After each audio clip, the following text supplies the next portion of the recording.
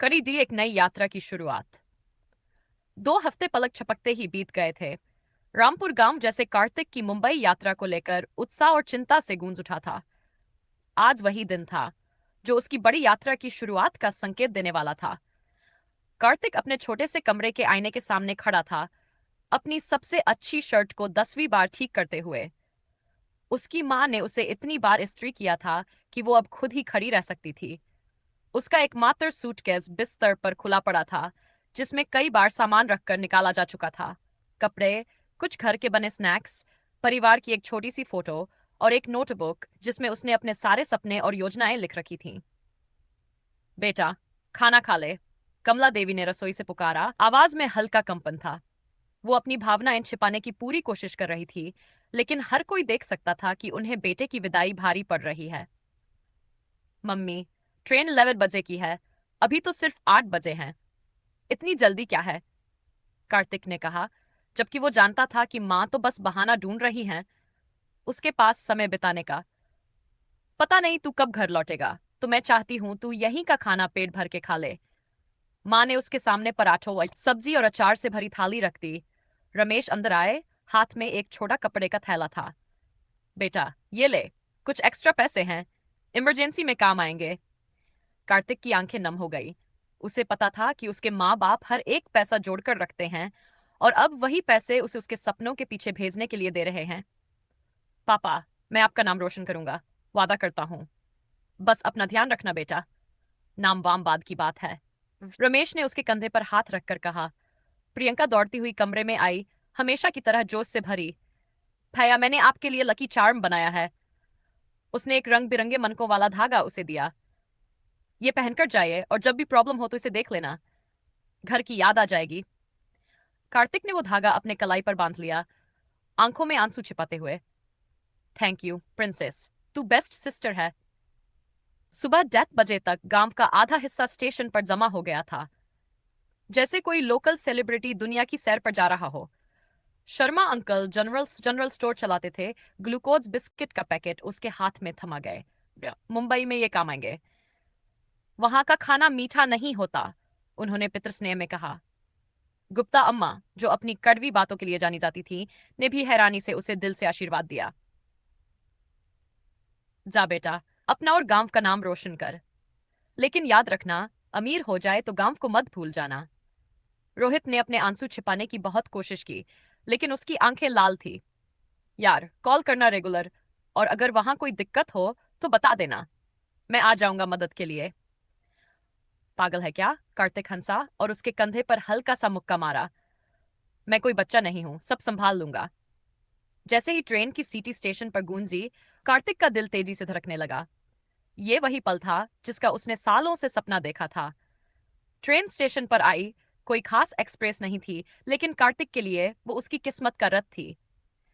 बेटा, पहुंचते ही फोन करना, कमला देवी ने उसे गले लगाते हुए कहा। और खाना समय पर खाना, और रात में जल्दी सोना। और मम्मी, मैं बच्चा नहीं हूं। कार्तिक हंसा, लेकिन उसकी आवाज में भारीपन था। मैं सब याद रखूंगा। रमेश आगे आया और उसे गले लगाया। बेटा, सपने देखना अच्छी बात है, लेकिन हकीकत से भी लड़ना पड़ेगा। स्ट्रांग रहना, और याद रखना कि तू रामपुर का बेटा है। यहाँ की मिट्टी में दम है। पापा, मैं आपको निराश नहीं करूंगा, कार्तिक ने वादा किया। जैसे ही वो ट्रेन में चढ़ा, स्टेशन तालियों और शुभकामनाओं से गूंज उठा। कार्तिक, मुंबई में हीरो बन जाना, कोई चिल्लाया। हमें भी फिल्म में रोल देना, किसी ने कहा, और सब हंस पड़े। कार्तिक ने खिड़की वाली सीट पकड़ी और सबको हाथ हिलाकर अलविदा कहा। उसकी माँ अपनी चुन्नी से आंखें पोंछ रही थी। गांव की जानी पहचानी झलकें पीछे छूटने लगीं, और कार्तिक को एक अजीब सा मिश्रित भाव महसूस हुआ। उत्साह, घबराहट, अपनों को छोड़ने का दुख, और भविष्य के लिए जोश। उसके बगल में एक बुजुर्ग बैठे थे, जिन्होंने खुद को श्री कृष्णन बताया। बेटा, पहली बार मुंबई जा रहे हो? उन्होंने मुस्कान के साथ पूछा। हाँ अंकल, काम ढूंढने जा रहा हूँ, फिल्म इंडस्ट्री में, कार्तिक ने ईमानदारी से कहा। कृष्णन जी मुस्कराए। बहुत लोग जाते हैं फिल्म लाइन में, लेकिन कंपटीशन बहुत है बेटा। लेकिन तुम्हारी आंखों में सिर्फ सपने नहीं हैं, आत्मविश्वास है, और यही फर्क लाता है। अलग बात? कार्तिक को उत्सुकता हुई। तुम लोगों को जोड़ लेते हो अपने साथ।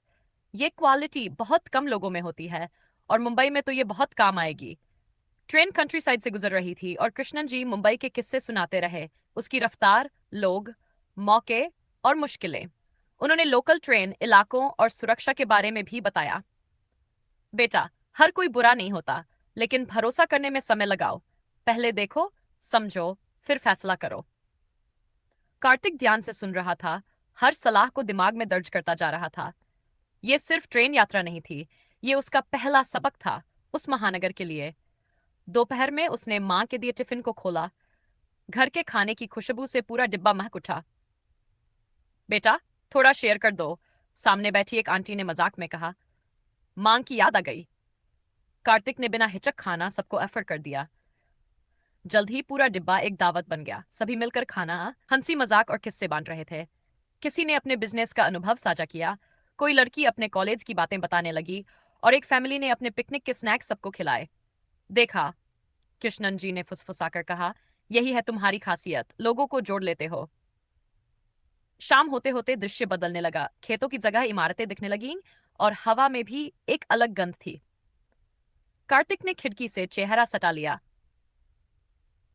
पहली बार उस शहर की झलक लेने के लिए जो उसका नया घर बनने वाला था। अंकल, मुंबई कितनी देर में आएगा?